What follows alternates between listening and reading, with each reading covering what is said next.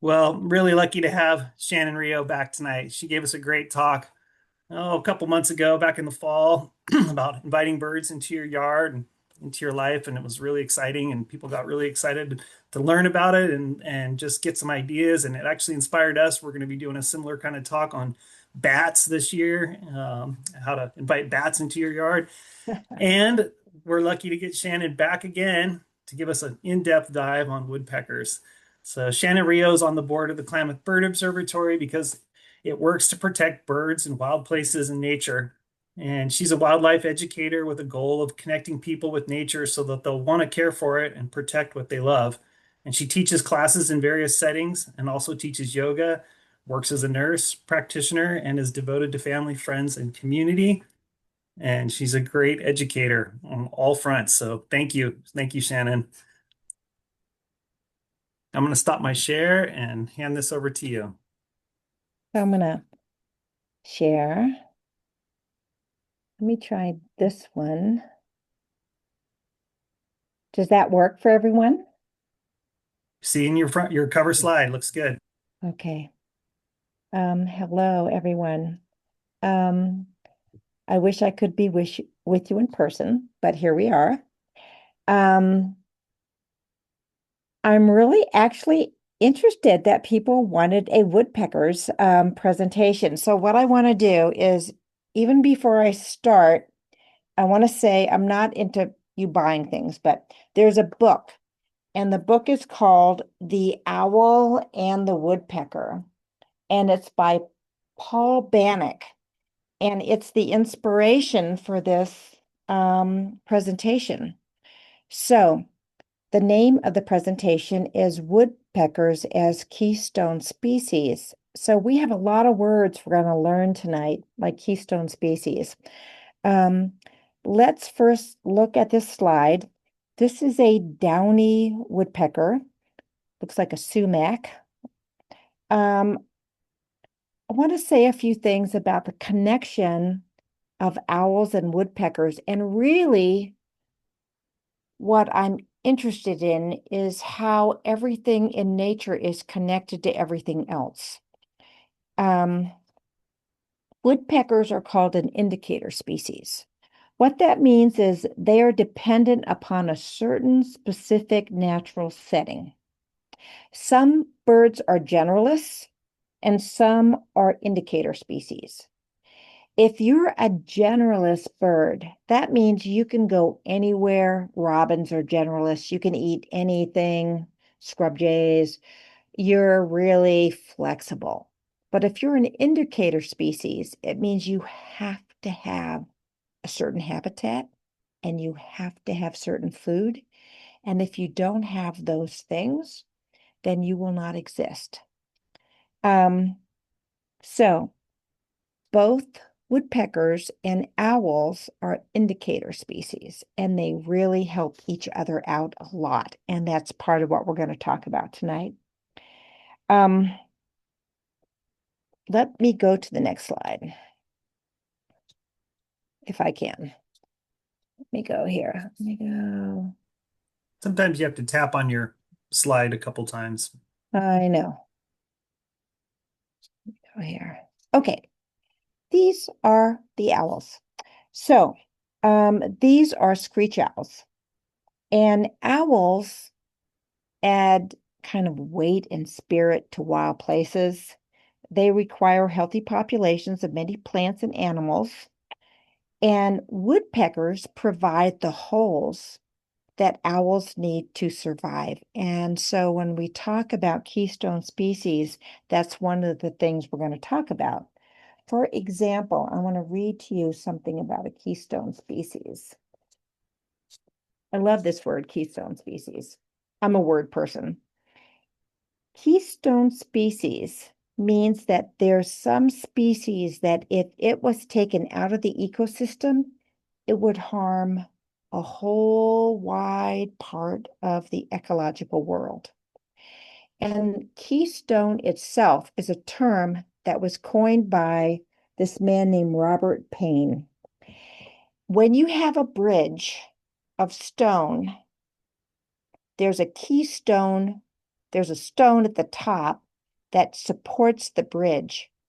And if you took it out, the bridge would fall.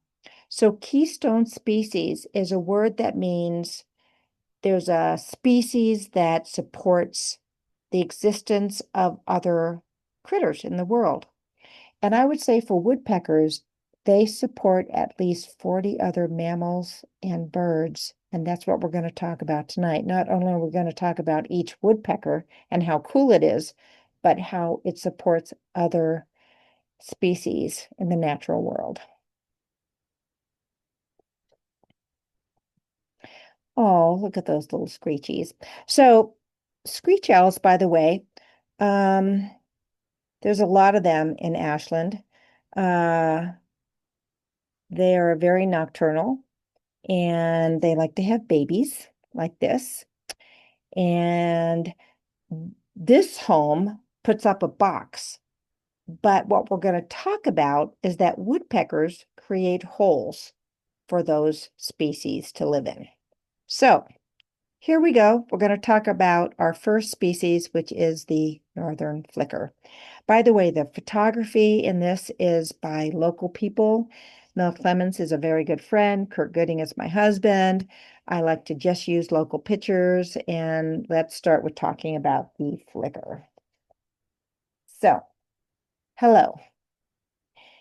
This is the northern flicker. There are so many reasons to celebrate flickers. One is that most people know who they are, that they're a keystone species. They're indicators of the interdependence and complex relationships of the natural world. They keep ant populations in check. They provide nesting holes for many birds and mammals, more than 40 species. And they themselves are food for predatory hawks. So what I love is the whole circle of nature. Like you can't talk about birds without talking about plants and trees and predators and prey. It's just the whole thing. Anyway, this is a male northern flicker. So look at this bird. What makes a flicker a woodpecker? The beak, the tail, Jim, which is a very distinct tail for holding this bird up against a tree, and the feet. This is a male, this is a female. The male flicker has this malar red patch, and the female doesn't. The flicker has a tongue that is 1.6 inches long, and it has barbs on it. And this tongue allows it to eat suet, but the main thing it allows it to do is eat ants, because that is its primary diet, is ants.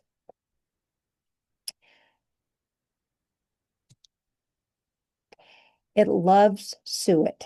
So Alex was talking to me earlier before we began about having to put up suet so much in her house. Suet is a great nutritional food for certain birds. And so here we have a close-up look at a male flicker's face with the malar red. In woodpeckers, males usually have some red somewhere and females don't. And in the species of birds, a lot of times uh, red's a really big deal for males getting females. They love the red. And the females don't have red because they have to be not bright, not colorful in order to very successfully take care of kids and raise kids. That's kind of a generalization. This is a male flicker in a field of plectritis. So where are you going to find flickers? Mostly on the ground. This is very unusual for woodpeckers. Their major food is ants. So you will often see them there. Let me just check my notes. Oh, I love the black necklace.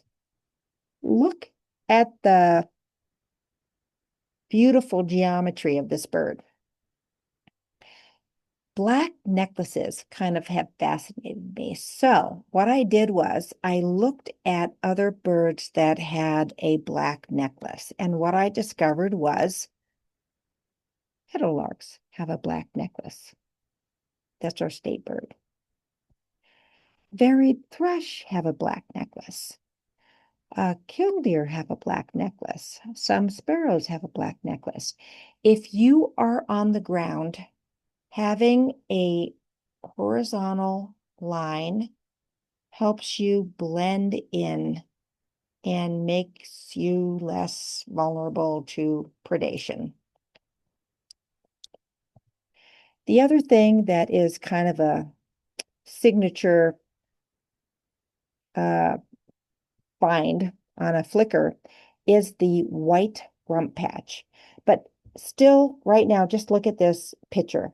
What we have is that tail, and you can just tell the tail are these stiff, kind of pointed feathers. That's because flickers and all woodpeckers have to have a way that if they need to be vertical on a tree, the tail will help with that. And then there's that beautiful beak. It's called a red-shafted flicker. In the East Coast, it's called a yellow-shafted flicker. And if you're a birder, if you go to the East Coast, you might want to get a book on birds of the East Coast. The Rocky Mountains will be the dividing place for birds because they kind of can't easily make it over those mountains. So on the West Coast, we have this red-shafted. On the East Coast, we have the yellow-shafted flicker. Sometimes they do make it over the mountains, and there's some hybrid going on. So let's look here. So let's go to North Mountain Park. One of my favorite places in Ashland. And here we have at the park, my husband, the tall dude in the middle, my daughter, my granddaughter, some kids. We are there in May. A great place to go in May because what's going to happen there is we're going to see and hear a flicker. This is a male. And what flickers do that's very interesting, and all the woodpeckers, is they don't have a song. You know, the robin is like, cheerio, cheerio. The flickers get the mate by drumming. So they're gonna drum, and they're gonna drum on anything they can find, the loudest thing they can find. If it's a stovepipe, if it's a pole, if it's your house, if it's a tree, they're gonna drum. And that drumming is a invitation to the female. The male chooses a territory, does drumming. Um, this is a tree where maybe there's some nesting holes. Flickers tend to make 3-inch holes. Oh, look, the female has come. She has decided she likes him. There's the male with the red malar patch, and there's there's the male and there's the female, right? And look, they're thinking of mating, and then they mate. It's called the cloacal kiss, and it is just a second or two in time. But what happens is that the cloaca or the vent, which is also where they poop, is where he puts sperm in her cloaca. She has a system very much like a female human body, ovary, so on and so forth. And his sperm creates a system where she will, after they mate, release an egg.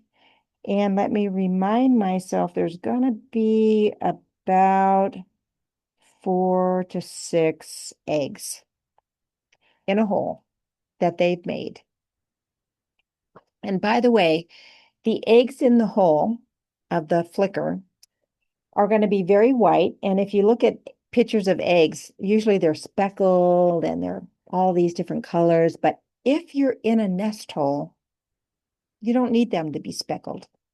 They're white, they're round, they're not elliptical. You don't have to worry about them rolling out of a nest. And so they mate.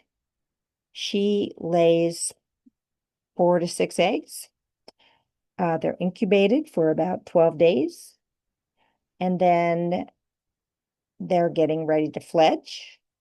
And then the parents take care of them for like another 2 to 3 weeks. And this is a kid flicker who has been in an egg, come out of the egg, left the nest hole, and is pretty much yelling at the parent to feed it. Um, so that's what that looks like. We all know that. Feed me, feed me, feed me. There's the female. Just a beautiful, beautiful, beautiful bird.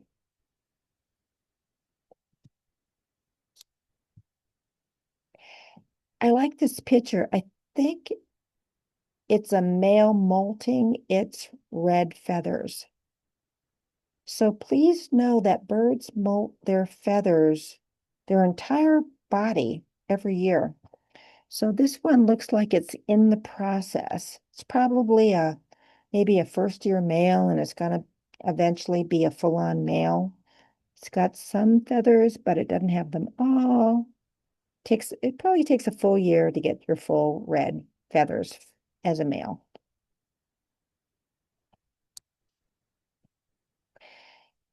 The males, when it's spring, they really have this testosterone filled body and they a little bit duke it out. So these are two males. I really love behaviors. These are two males that are maybe they both chosen the same territory and they've got their bills up. They're a little aggressive. They're like, is it going to be you or is it going to be me?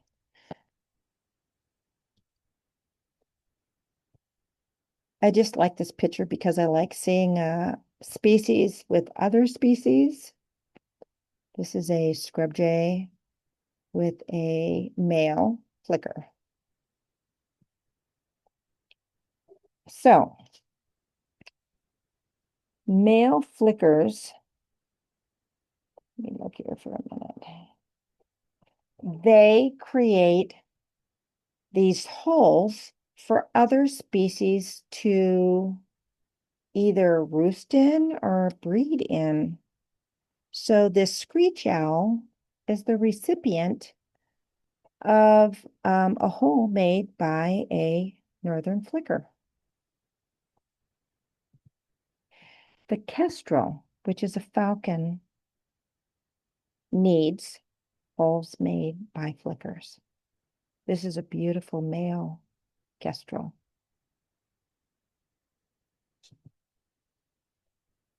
Believe it or not, this duck called a bufflehead absolutely requires holes made by flickers for them to lay their eggs in. Isn't that just kind of amazing?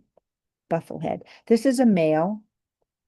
Females are a little quieter looking, called a bufflehead because its head looks a little bit like a buffalo. The western bluebird absolutely requires holes made by flickers. That's an all year round bird, the western bluebird. The tree swallow is a migratory bird that's going to come here and look for a flicker hole. Or maybe if you put up a nest box, that would be cool too.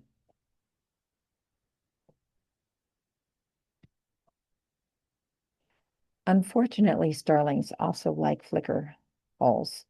Um, Starlings are very interesting. They are non-natives and they were brought to this country in the 1890s. There was a person who wanted to bring to America all the birds that were named in Shakespeare plays. and he brought 100 starlings to Central Park in New York City. And starlings just kind of became aggressive. They're not really that aggressive in their native country, but in this country, they do go into holes, into flicker holes. And even though they are much smaller than a flicker, they will throw out flicker eggs, they will kill flicker babies, and they will nest in those holes. But it's not their fault because they didn't ask to be brought here. Um, anyway, and they are rather beautiful. So that's a starling. Also, weasels, squirrels, chickadees, northern saw-whet owls, and 20 other species nest in vacated flicker cavities. That's what makes flickers a keystone species. And then let's talk about the whole cycle of life is who is the predator to a flicker? Well, the Cooper's hawk. It's going to be a predator to a flicker. And this is a very beautiful hawk. It's in the family of hawks called accipiters. It's very slender and it likes to hang out near bird feeders or in people's yards so that when a junco or a dove or a flicker comes around, it can kill it and eat it.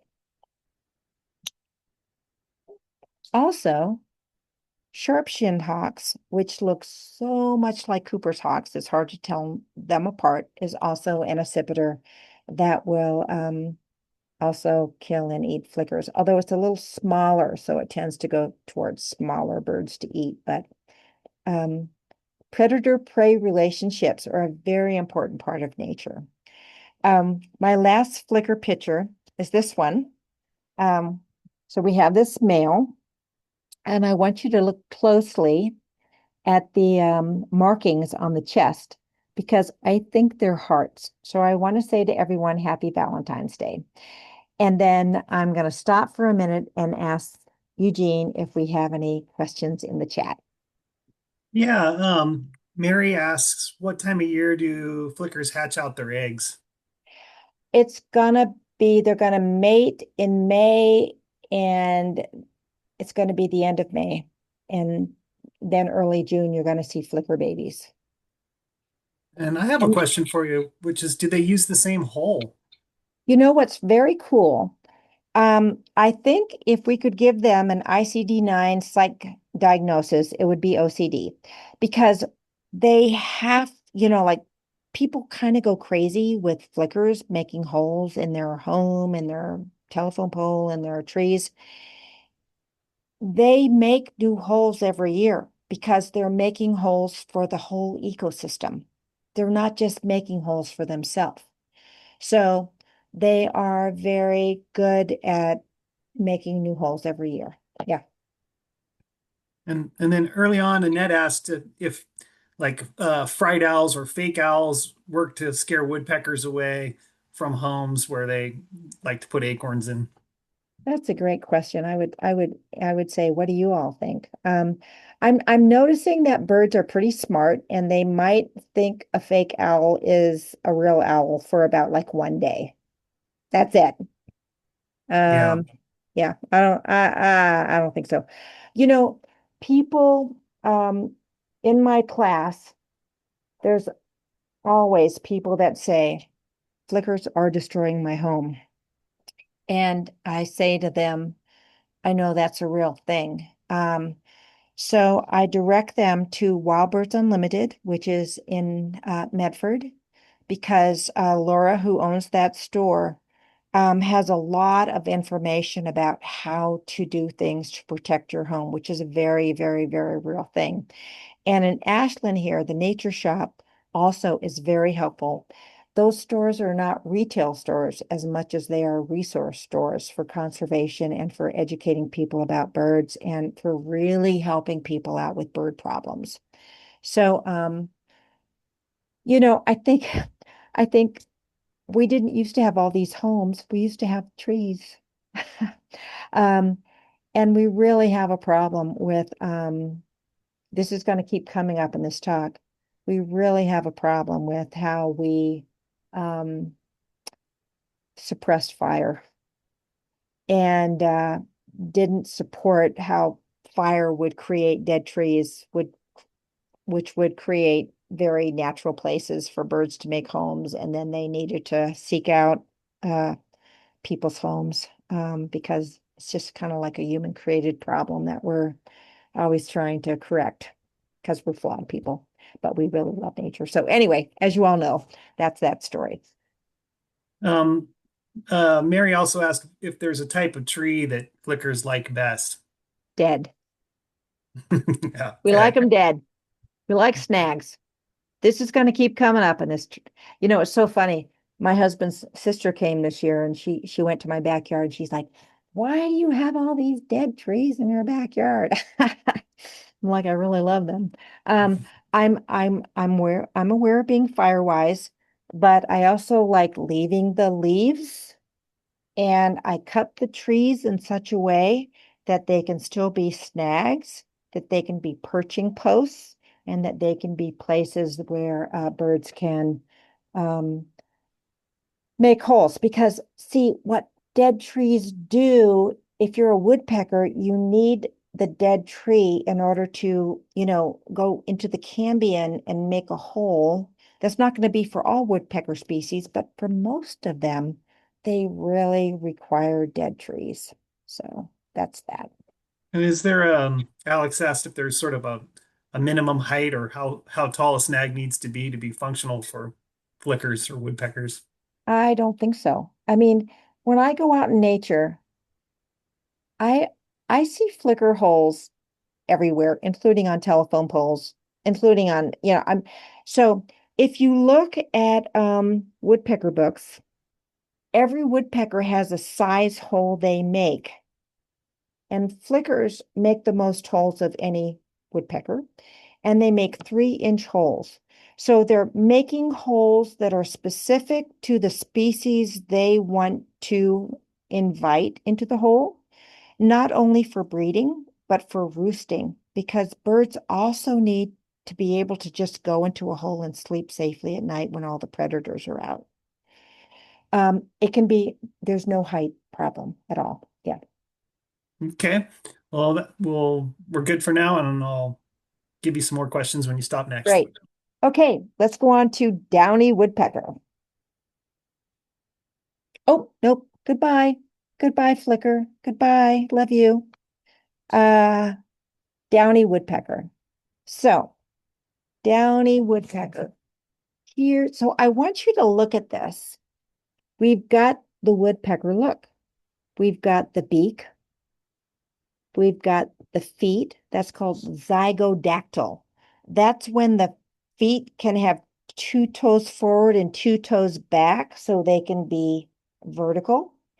We've got the tail being like an appendage that can help with that vertical going up and down trees or going up and down stems. And we have the beak. The one on top is a kid. How I know that is because kid downy woodpeckers have red on the top of the head. I think that might be a mom on the bottom, but I can't see the back of the head. The back of the head is where the male will have the red. Let's look at the next picture. That is a male. Let me make sure I'm right here. Let me make sure I'm right. Oh, wrong. Let me go back. I'm going back. This is hairy woodpecker. Hairy, same story though. The kid has the red on the top. That's a female. Hairy and downy woodpeckers look so much alike that they confuse me. Um, but the difference is frankly mostly in the size of the beak. So kind of look at this beak because when we get to the downy, you're going to see the beak is much smaller. Hairy woodpecker. Let's see what we want to say about a hairy woodpecker. Also a keystone species. They make cavities for bluebirds, pygmy owls, lamulated owls. They like trees with fungal rot for making cavities. Their threats are flying squirrels, screech owls, house sparrows, and starlings. And Let's look at the next picture. Female, kind of a pretty picture of a female. What male, male, red on the back of the head. What do they like to eat? Moths, caterpillars, spiders. They love suet. If you put out suet feeders, and fruit. So, hairy woodpecker. They tend to like mixed elevation, mixed conifers. They make cavities for western bluebirds. They make cavities for, oh, isn't this the cutest damn thing that looks like it wants to eat you right now? They make cavities for northern pygmy owls. I love that bird. Um, the benefits to our environment is that they eat destructive codling moss and elm bark beetles. They wander, but they do not migrate. Their biggest threat is to their existence is when we remove dead snags. And if we have a decline in woodpeckers, we will have a decline in owls and western bluebirds. Let's see what else I have. Plant native grasses, don't use pesticides, increase your water sources. What benefits birds benefits human. So I meet people that like, I don't really care about birds. I'm like, well, if you care about yourself, if you benefit birds, it will benefit you. Um, so that is the hairy woodpecker, and this is the downy. We'll take a break after the downy to see if there's questions. Very, very similar. This is the male with the red in the back of the head, tinier beak on a sumac plant. Well, you'll tend to see it down lower. You'll tend to see it like on twigs. This is the female. Look at the beak. Sometimes it's hard for me to tell a hairy from a downy, and mostly I can tell by the sound they make, um, or maybe by where they are, but mostly from the size of the beak. This is at my friend Robin McKenzie's backyard suet feeder. And this is a male. You can kind of just barely see the red at the back of the head, feeding a kid, which has red on the top of the head. So please know that the first year a bird is born, it's not going to have its adult look. There's going to be something about it that's not an adult look. Survival rate for birds is about 30% in the first year. Everything is a challenge, whether it's cars, climate, food, predators, loss of habitat. So anyway, just to say that kid birds don't look like adult birds. So this is the hole for a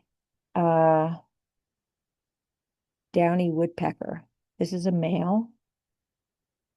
The nest cavity takes 16 days to make. The female selects the site.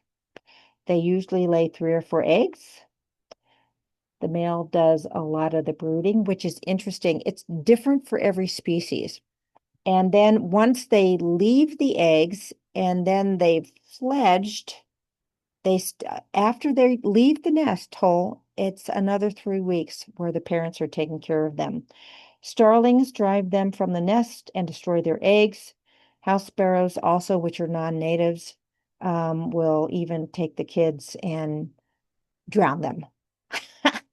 Hey, uh, they were not brought to this. They are non-natives as well that did not ask to be brought here. And tree squirrels are also predators for these birds. You're a little vulnerable when you're in a hole in a tree to things like snakes and squirrels. Um, they make holes for mountain chickadees. Isn't this beautiful? So the chickadee in your backyard is a black-capped chickadee. But if you go up to the mountains, you have these mountain chickadees. And the downy woodpecker makes holes because it's a keystone species for the chickadee to put its eggs in.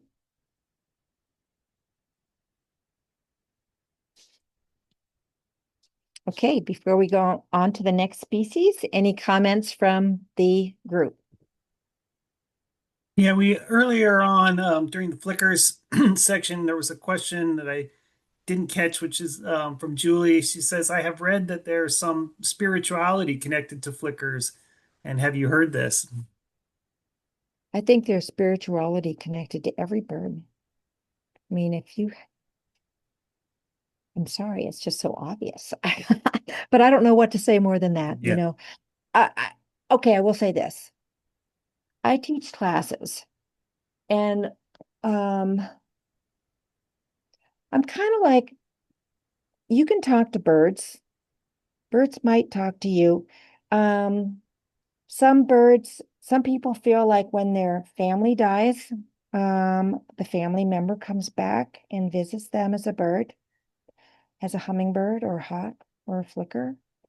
Um, I have a belief that we have so many walls, and this includes me, between ourselves and nature, that when the walls thin out and we really get close to being outside and to birds and to the world around us, that we do feel the spiritual connection between ourselves and those critters, whether they're ants or snakes or hawks or frogs. So anyway, enough. What Yeah, else? that resonates with me. I have a question for you, which is, do the chicks, when they're in the cavity, you think about most of the time chicks are in a nest and they're waiting to fledge, they're practicing their wings and then they're going to jump out. Yeah, But given that woodpeckers can crawl around on trees, do the chicks come out and start to explore on the tree trunk itself before they actually learn to fly? it's a good question. Birds that are born actually both in nest and in boxes, um, because they are in an enclosed space, or even if they're in a nest, they actually can't fly when they leave the nest. They go to the edge of the box or they go to the edge of the next nest and they start doing a little physical therapy, and literally they start flapping. And this is a very important thing to know because in May, when most babies are fledging from a nest or a hole, they do this and then they flutter down to the ground and they are really vulnerable on the ground. I mean, they really can't fly. Their parents are nearby. So if people have outdoor cats, like if people just can't do catios or can't keep their cats inside, which I really think it's important that you do those. If you just can't for some reason, you have to keep them inside in May because it's the nature of a cat. That's just their DNA to go and eat that bird. So anyway, that's the deal. It'll take a day or two, and then those birds will get to a branch and try to be inside a branch, or they won't go back in the hole. And their parents are going to be nearby, really working hard to keep critters away from them. And then probably within a few days, they're going to be able to fly, but they won't be able to eat. Their parents are going to feed them and they're going to show them the ropes of how to get food. I mean, it's kind of amazing when you think about it because, we have human babies and it's like years before they walk and feed them. But the birds do it, the birds we're talking about do it within a month. And then the kids are on their own. That's it. They're gone. Lauren asks, can we manually create spaces to help those species that rely on the woodpecker, like a Oh, beehive, but for birds? We have owl boxes, bat boxes, bee hotels, but I've never thought of a space a woodpecker would make. yeah. Yeah. They need boxes too because of lack of dead snags. If you go to the nature shop or you go to Wild Birds Unlimited or you go online, but I don't buy things online. I'm going to support our local community always. Um, they will give you a box. They will tell you where to put it on a tree, what height, what it needs, usually some wood chips in it. And I think because of the lack of snags, it's really, really, really important that we put up bird boxes. Yeah. Okay, thanks. That's what we have for now. Okay. We're going to go to our next species. Hello. Hello, acorn woodpecker. Look at this bird. Some people say it has a clown face. I don't say that, but it is pretty cute. This is a male. So let's go back to what makes a woodpecker a woodpecker. We have the beak. This is a great view of the feet. Zygodactyl. Two toes forward, two toes backwards. The tail, keeping it up vertical. That's what makes a woodpecker a woodpecker. That's it. The beak, the feet, the tail. This is a male. The male has a lot more red than the female. We're going to look at a female in a minute. But just to kind of be detailed, we've got that beak. Right above the beak, we have some white. And then we have this really cool red hairdo that's going right, a lot of big red hairdo. Let's look at our next one. Female, the beak, the white, black, small red. And my friends that know that I'm a foodie knows that I call this Neapolitan ice cream head, meaning vanilla, chocolate, and strawberry. The male is just a lot of strawberry. And I like this picture because this is the perfect hole made by an acorn woodpecker. By the way, they're about 9 inches tall. Wingspan is about twice as much. They weigh less than 3 ounces. They are so wonderful. Every bird has a different breeding strategy, but here's the breeding strategy of acorn woodpeckers. They're like hippies. They have a colony or a commune. The commune has 1 to 7 males, 1 to 3 egg-laying females. The females are often sisters. And so then there's going to be some kids. There's going to be about 15 birds in a hole. And what's going to happen is there's going to be mating. And then at some point, they're all going to help each other raise the kids inside the hole. They're going to incubate for 12 days. And then it's going to take them 30 days to teach the kids how to be independent. They lay 4 to 7 eggs. This is a fun slide. This is a leucistic acorn woodpecker. Leucistic. Leucistic, leuco comes from Latin meaning white, like leukocytes, leuco. This is an acorn woodpecker that when it was born, it didn't have melanin on its feathers. So it came out white. It's not albino because albino would be totally white with pink eyes. This is a very common phenomena in birds. Birds are often leucistic, meaning that you can look at blackbirds, you can look at owls. I have a folder of leucistic birds that have some part of their body that doesn't have normal coloration, but it's white. Anyway, this bird was seen at the entrance to the Grizzly Peak Winery, and we were all very captivated by this bird. And this picture was taken maybe 7 years ago. Um, and it's very vulnerable being white. It doesn't blend in, it's too obvious, and also melanin protects its feathers from where. So I don't think this bird is alive anymore because acorn woodpeckers do not migrate. And we haven't seen it for a few years, but just to share this with you because it's kind of a cool thing. This is a male. I know it's a male because of the length of the red. This is a granary tree.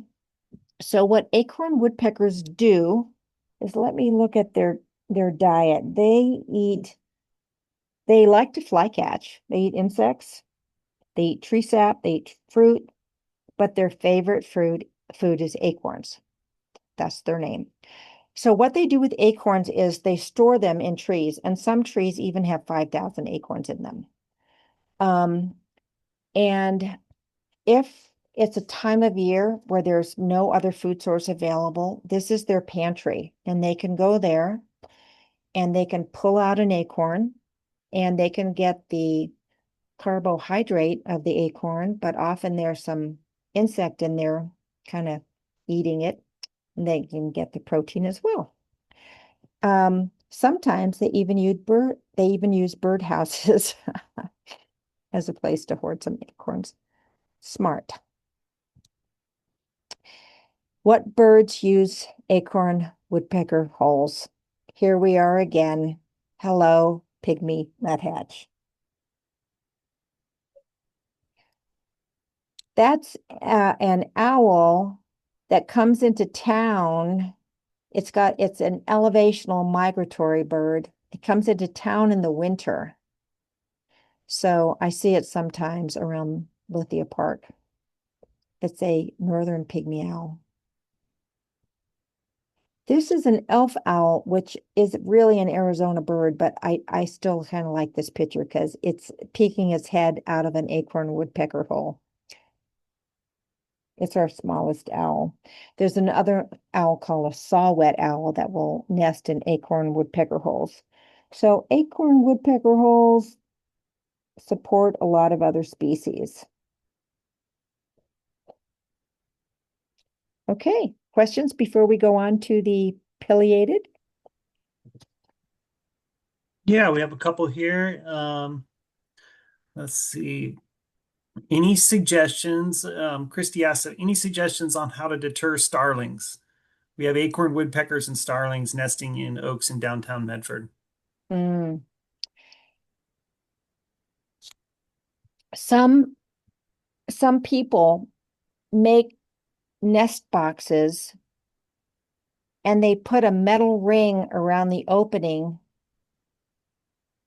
that will let our native birds go inside the hole, but starlings won't fit. Otherwise, nope, sorry. They're here. There's no other nothing else to say about it, you know. I know. I want to say a funny thing about starlings is that um I have a presentation I do called Birds You Love to Hate. And some people love to hate starlings, but here's the crazy thing. Some people love to love starlings. Mozart had a starling pet. He wrote a whole symphony dedicated to starlings. I've done bird rehab where there's a starling that I take care of when I'm at Badger Run, and they're amazing mimics. And I go in and I go, hi, and he goes, hi, and I don't know. They're very entertaining. They're very beautiful, and yes, they're very destructive. But I don't. There's very few cases where they actually take out a species. So I think as an immigrant to this country, I was not born here. I think maybe there's a way we can integrate starlings into our environment and it's not going to be of great harm. So that's all I got to say there.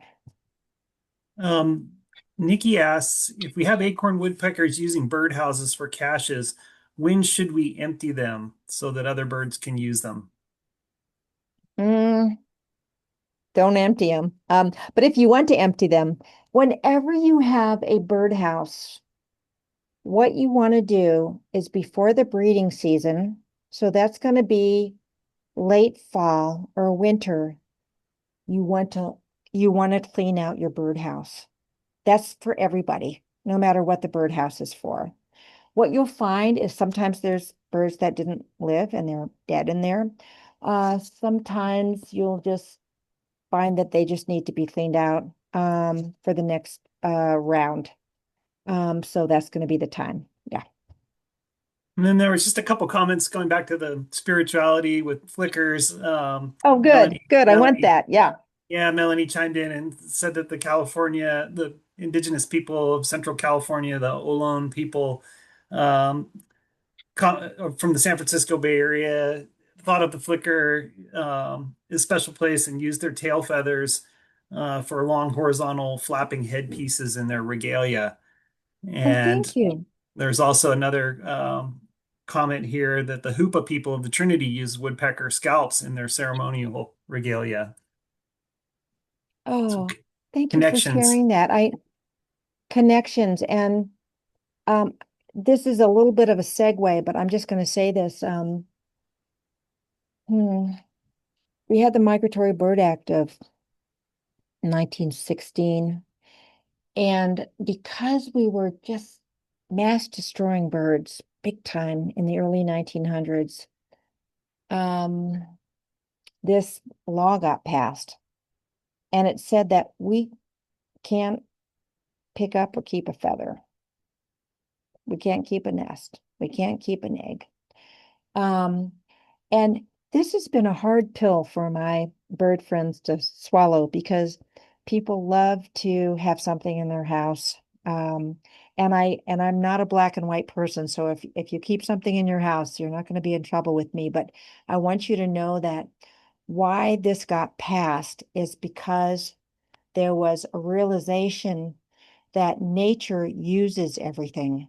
So birds molt their feathers and insects uh, eat the feathers, and that's food for them.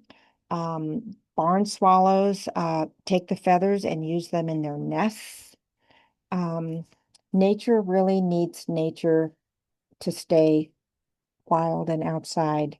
But of course, before settlers came and there was traditional indigenous wisdom, of course, things were used in traditional ways that totally makes sense because those were also the same people that took care of the land in a way that kept the land healthy. So anyway, I like hearing those stories. That's really helpful. As a fly fisherman, I agree. Those flicker feathers are awfully lovely, but off I limits. know, I know, I know. It's so hard not to want to keep a feather, but I only sometimes I keep a feather only for teaching reasons. Otherwise, I'm like, let it go, let it go, let it go, And if I find a dead bird, I put it out and I'm hoping some insects are going to really enjoy themselves. One more question So before we move on. How do you clean out a nest box? Is sweeping out enough, or clean it with bleach or vinegar? yeah, no, no bleach, no vinegar. Just sweep it out and put some wood chips in there. That it turns out that's kind of like a good thing. If you don't have wood chips, you can just put like pine needles or something in the bottom. The birds will end up putting in what they want to put in too, but just a bare bottom isn't as helpful as having some, you could put in your hair from your vacuum cleaner. I don't know, something like that. It's just a little softener as a start. Great, thank you. I think we can go on. Moving on, let's do the pileated woodpecker. Oh my gosh, look at that gorgeous bird, pileated woodpecker. This is a big woodpecker. This is our biggest woodpecker. It's actually about 19 inches tall with a 30-inch wingspan. It is a keystone species. The cavities that live, wait till you hear this. This kind of blew my mind. I love doing these presentations because I learned so much. Who lives in their cavities? Flying squirrels, wood ducks, common golden eyes. I'm going to show you some pictures. Um, Mammals like fishers and martins, bats, owls, the duck called a bufflehead, uh, a duck called a merganser, and even swifts. So A pileated woodpecker. This is the male. So we're going to go back to our thing. Males have red more than females. Here's a female. Look at the female. Less of red on top, no red on the cheek. This is the male. This is the female. Very, very gorgeous bird. You know, they're pretty much non-migratory, but I'm finding that they come down from the mountains in the winter because at Lithia Park, I keep seeing they're here now in the winter. Um, so some birds are called, it's called elevational migration, meaning they don't like fly to Alaska, but they just kind of come down the hill. They have what's called a nictitating membrane. So I'm a wordy, I love words. Nictitating membrane is a membrane that comes from the inside of the eye to the outside of the eye, and it's a thin film that a lot of birds have for reasons of protecting their eyes. Woodpeckers have them because when they're pecking, they don't want the wood chips to hurt their eyes. Dippers have them because when they dive under the water, they need some protection. And hawks have them because when they're diving or falcons are diving, they need some protection of their eyes. They can still see, but they just have this protective film. So I really love this kind of educational picture. Here is a male pileated woodpecker making a hole. This is not a very clear picture, so kind of just take a moment to sink into it. We're at Hyatt Lake. We're at the turnout. There's a turnout that's a very public turnout at Hyatt Lake that has this dead tree, thankfully. The dead tree has a hole. Uh, so what we're seeing here is a pileated woodpecker putting food into the mouth of a baby pileated woodpecker. And it's hard to see, but there's another mouth down lower. And these pileated woodpeckers, their faces are coming out of the hole. And then what's kind of cool is kind of on the edge, this is a condominium dead snag. So we have other birds living in the snag, and there's a tree swallow that's living in a hole on the other side of the snag. Oh, and look at this. So we have the tail of the pileated woodpecker, allowing it to be vertical. We even have a little bit of the foot action that allows it to be in that position. So pileated makes two kinds of holes. They make holes where they eat, and they make holes to roost. The holes where they eat are rectangular. And this is a beautiful dead snag. Thank you. Thank you, great goddess, for dead snags, because the pileated has been able to make holes and eat carpenter ants and eat beetles. And that's its favorite food. So when you go in the woods and you're walking around, I mean, you see these all the time. This is like, a great place where a pileated has found a food source. Its actual cavities are round, they're not rectangular. And they'll make holes for a lot of different species, of course, like I said before. They will make holes. Look at this. This is a common merganser. This, honestly, I didn't know that before I made this presentation. A merganser makes lays eggs and makes babies in a hole made by a pileated woodpecker. Common merganser. Put the little babies on its back. Merganser's a merganser because of the bill. This is a female with the red head. The pileated makes holes for golden eyes. Golden eyes are ducks that I don't see in Ashland, but I see over in Klamath Falls. Um, this is a cool picture because there are two kind of golden eyes. They both have a golden colored eye. These are males. And the one in front is called a common golden eye. It has more of a round patch on its cheek. And the one in back is called a Barrow's golden eye, for sure, named after some dude named Barrows. And it has more of an elliptical white patch and it has these white speckles on its back. But they nest in holes made by pileated woodpeckers. Isn't that just the coolest thing? All those other species. I don't have pictures of all the other species, so I didn't do them. Cool.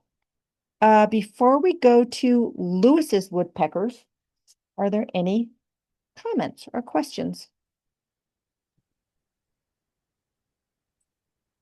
Yeah, we just had one come through. What size is the nesting hole for a pileated woodpecker? I'm going to read this. Hole is 3 to 4 inches in diameter and 20 inches deep for nesting. Yeah,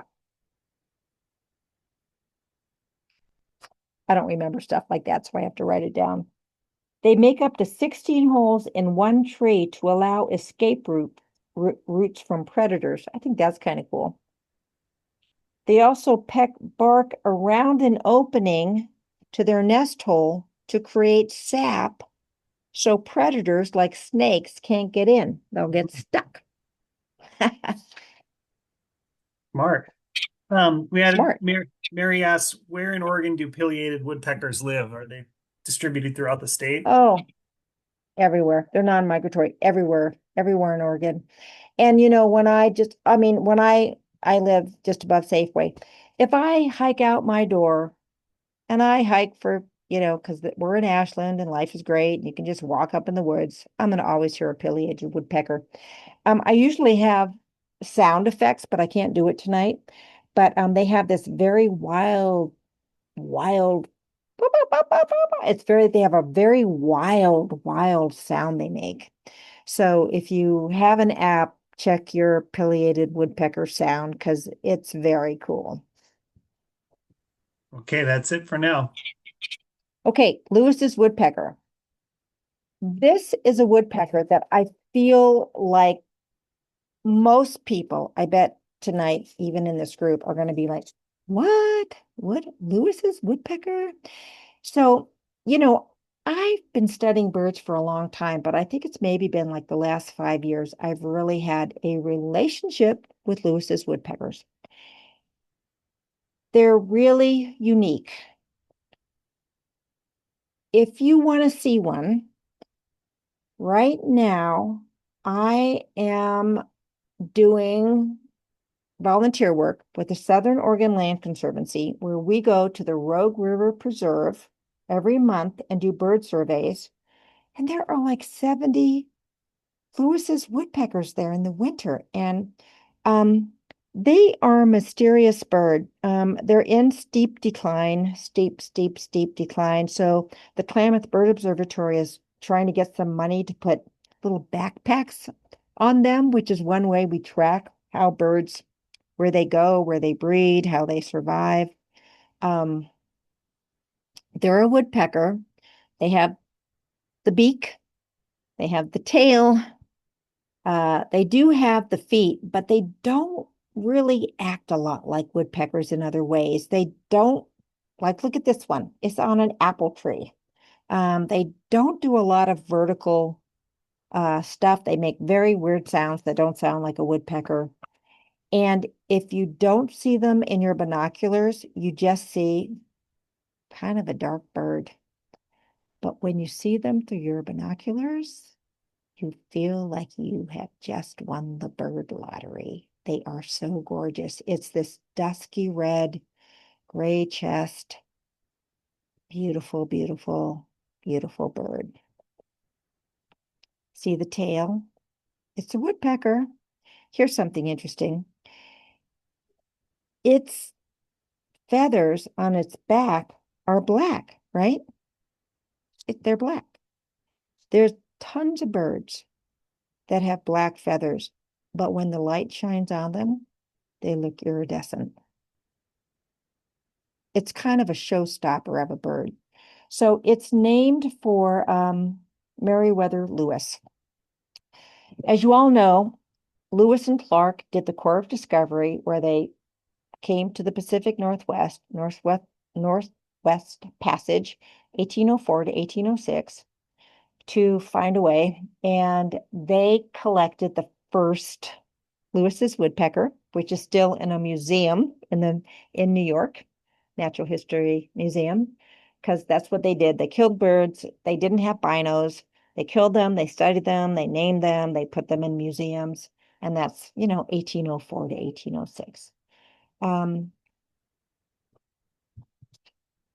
They like to eat dragonflies. Let's see what else they like to eat. They like to fly catch. They like pine seeds and fruits, like those apple trees. They like acorns. They store acorns by taking off the outer. This is different than acorn woodpeckers who just store the whole acorn. They take off the outer shell, and then they take the inside meat of the acorn and they put it in the crevices of the bark. And then when they need some food, they go get it that way. They nest 6 to 7 eggs in a hole in a tree. They have a hard time making their own holes, so they often use other woodpecker holes. Uh, and they're very quiet. They're not a very known species. They do like acorns. I love this picture. And I just want to say this, we're talking about keystone species, so let's just talk about keystone species. In plants, the keystone species is the oak tree. And the Klamath Bird Observatory is doing a lot of work on oak restoration because we've just taken out too many oaks, and we have to have oaks because they create the survival for a whole part of the natural world. Birds, insects, a lot of things. The ultimate keystone species in the entire ecosystem is the beaver. So I'm in love with beavers. And we wipe them out too, but we're trying to get them back. The beaver benefits every single species, every single insect, every single butterfly, frog, every single bird, every single tree, and also creates environments that prevent fire. So anyway, segue, but keystone species, look them up. They're mating. That's what mating looks like. And now we're going on to sapsuckers. Any questions? We only have a few more species left. Nothing yet. Okay, sapsuckers. This is going to be kind of quick. We're going to do sapsuckers, and then we're going to do the white-headed woodpecker. Sapsuckers, red-breasted sapsucker. It looks like it's a red-headed sapsucker, but it's called a red-breasted sapsucker. It's in the woodpecker family. It's a woodpecker because it has the beak, it has the feet, and it has the tail. But what it does is make sap wells, and these are sap wells. And those sap wells are very important for a number of other species. And we're going to look at the rufous hummingbird as one species that benefits, but a lot of birds use these sap wells. So what they do is they drill a hole in the cambium and the tree bleeds some sap, and then the insects get stuck in the sap, and then other species come in and they get to have a complete carbo and protein meal. They lay 4 to 5 eggs. They're a medium-sized woodpecker. They breed in the mountains. I see them in town. Yeah, there's a face. The rufous hummingbird absolutely requires those sap wells. Another sapsucker is the Williamson sapsucker. I hardly ever see this bird except when I go up to Hyatt and Howard Prairie. It's up in aspen trees. It's a sapsucker that has a yellow belly. I'm bringing it up because you might see it sometime. I've only seen them a few times. I don't have a lot of pictures because I don't see them that much. But they're pretty cool. They eat sap, they eat the bark, they eat ants, larvae, moss, seeds, nuts, and they are a keystone species for the mountain chickadee, which I showed you earlier. Our next species is one of my favorite woodpeckers. Look at this dramatic dude, aptly called the white-headed woodpecker. And there is the male with a little bit of red on the back of the head. There is the size of its hole.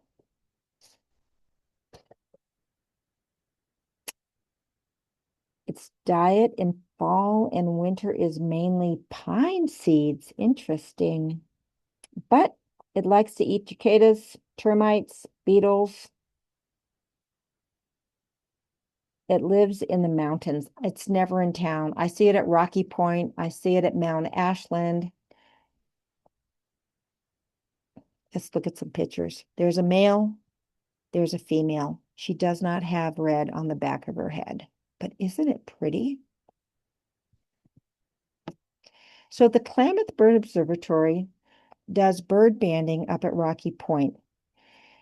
And I just like this picture to show you what that looks like. We have very skilled people coming from all over the world from May to October to set up mist nets in the same place for 30 years to get the birds out of the nets and to put a band on them.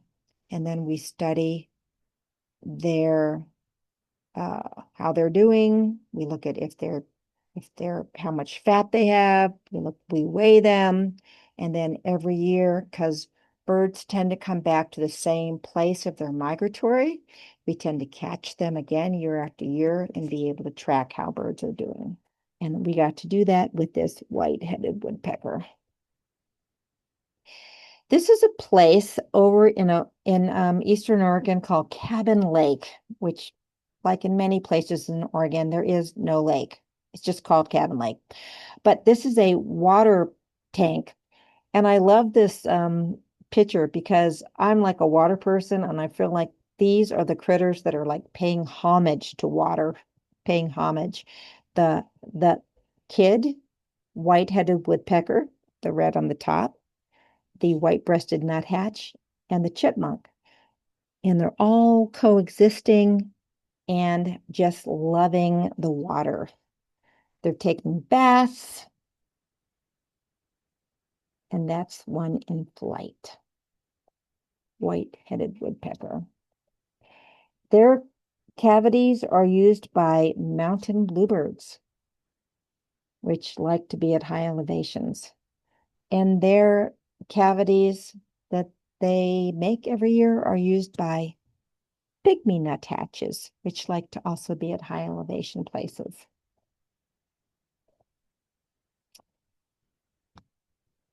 I am concluding our event with a stained glass window that my brother Walter made for me that's in my house of sandhill cranes. This is a mosaic of hundreds of pieces of glass, and it's in my kitchen. And I would like to think this is me, but it's probably just some nymph playing music to celebrate sandhill cranes, which has no relationship to woodpeckers, but I think it's really cool. Okay, questions, thoughts? Yeah, we Christy Reynolds asked, do we have black-backed woodpeckers in Oregon? We do. You know where I go? I go to the Heavenly Lakes Wilderness, and you go there by going on Indian Memorial, past Lake of the Woods, turn right, Sky Lakes Wilderness, They're there. They're hard to see. I think I only know them because I turn on my Merlin app, and when they make a sound, it tells me it's a blackback woodpecker, and then I put up my binos and I see that it is. Very special to see. I don't think we have a lot of them, but yes, they're here. How about, I'll tag on that. How about the three-toed Same woodpecker? thing, same thing. Just, you have to be up there in the woods. I think I've been at Crater Lake and seen them, but probably because I was with really good ornithologists. I don't know if I could have, I just don't see them enough to be able to identify them, but they're there. So higher elevation, sort of Higher east elevation. side Yeah, of the they're higher Cascades. elevation birds. Yep. I don't know them very well, so I didn't include them because I didn't know what to say, and I don't have any pictures of them. So, Um, how about you when you mentioned sapsuckers and the sap wells, I was thinking, gosh, I see so many sap wells on every kind of fruit tree and fruit tree yeah, hybrid, but I yeah. don't see a lot of them on native trees. And I wondered if you had observations of kind of which trees they select, if they're going for, alders or you mentioned Yeah. aspen. This is going to be more anecdotal than science, so if someone wants to correct me, they can. So, sapsuckers need a certain kind of soft cambium. And I think fruit trees make that. I want to say the most commonly asked question about sapsuckers are they killing the tree? And I think there are some trees that are old and aging, and because of that, their cambium and they're they're not vital. And I don't think the sapsuckers are killing the tree, but maybe taking advantage of a tree that's in decline. Um, I don't think of aspens as sapsucker trees. Um, and you're right. I think of fruit trees, but I don't know more than that. And if someone else in the audience does, they can say something. But I can walk anywhere in my neighborhood and see some tree that has sapsucker wells on it. And I live just above Safeway. Yeah, it seems And like I hear them. Yeah, I hear them maybe a regularly. species that's benefited from some of our plantings and things like that. Right, Um, right. Mary asks, any other advice for attracting and supporting woodpeckers besides suet, bird boxes, or created snags? No, I Any other? think those are it. Those are definitely, I can't think of anything. Can you, Eugene? Um, no, I've thought about this a bit in terms of can you create art, habitat for them, like by either excavating holes or things like that. And it sounds to me like most of these woodpeckers are pretty capable of creating their own holes if there's a dead tree that's suitable for them. So That's right. And honestly, what the birds do is when they excavate a hole, it's part of their mating ritual. I mean, there's a sequence of events where the male picks a tree, picks a hole, makes the hole, makes a cavity, and it's the sequence that's going to lead to a mating. So it's great to have bird boxes, but what's the best thing is to have dead snags so they can do you know, their whole thing they need to do to get the girl. Yeah.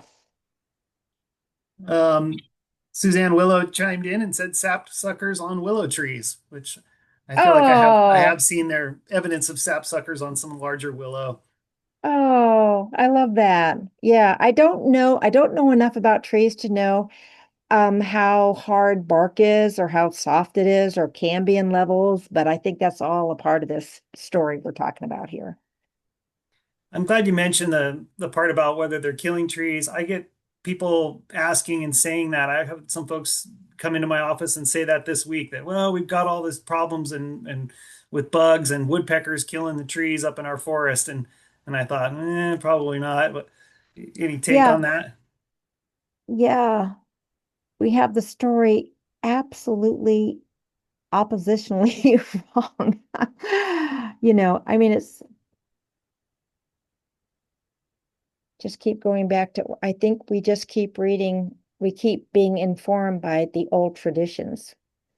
We thought we knew things, we thought Smokey the Bear said no fires. We thought, and we've just been wrong, wrong, wrong, wrong, wrong.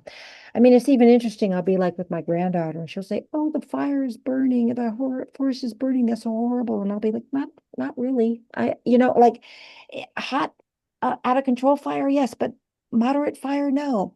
So we're just keep having to educate ourselves about how to have a connection with the land, and probably having our best teacher being the traditional people who knew how to do it right before we got here. Well, we've got a lot of appreciation here, lots of comments about what a great presentation this has been and how much folks have enjoyed both your pictures and also your description and your passion for these birds. Um, there is also a comment about, along the Bear Creek Greenway, there's a lot of snags post Alameda fire. Great place to look for cavity nesters. I know from being involved in a lot of that work post fire, we really did the best we could to try to hang on to the large snags, and we actually We had did.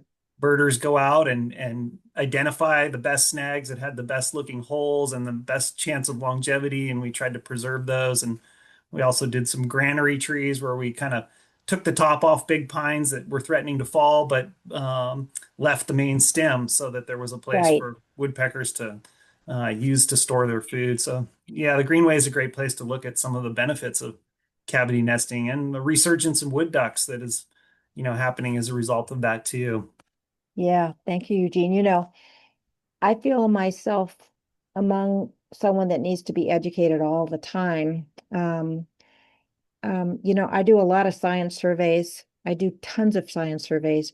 I think doing science surveys on holes of the dead trees along the Bear Creek Greenway was one of the most fun things I've ever done. I've never like surveyed holes before, but we surveyed, like we surveyed the holes to see who was living in them. And we tagged all those trees that we could save. And I'm really proud of the people that did that, that led that journey. So, yeah, you have to be balanced. Like blackberries are crummy, but blackberries are great. You know, I mean, it's like there's nothing black and white about it. Yeah. So just keep an open mind and keep talking, and we just keep communicating and just keep being in love with the natural world and taking care of it. And little by little, we're gonna do okay this year. I think so. Well, thank you. Also, Mary chimed in and said, well, maybe we could create a bird box using a dead log to kind of, That's pretty which I cool. think I is a love good that idea. idea. Yeah. I Uh, know. I love that. Thank you, Mary. well, thanks you, Shannon, and thanks to everybody who participated this evening.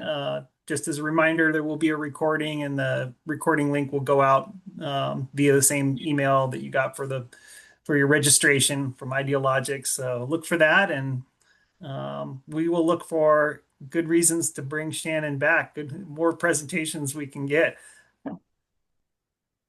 That sounds good. And please remember, you can email me at shannonrio@aol.com. I welcome questions, pictures, comments, stories, community. So I'll see you all outside. Thank you so much, Bye. Shannon. Great presentation. Thank Thanks so you. much. Thank you, Eugene. Okay. Bye. Bye.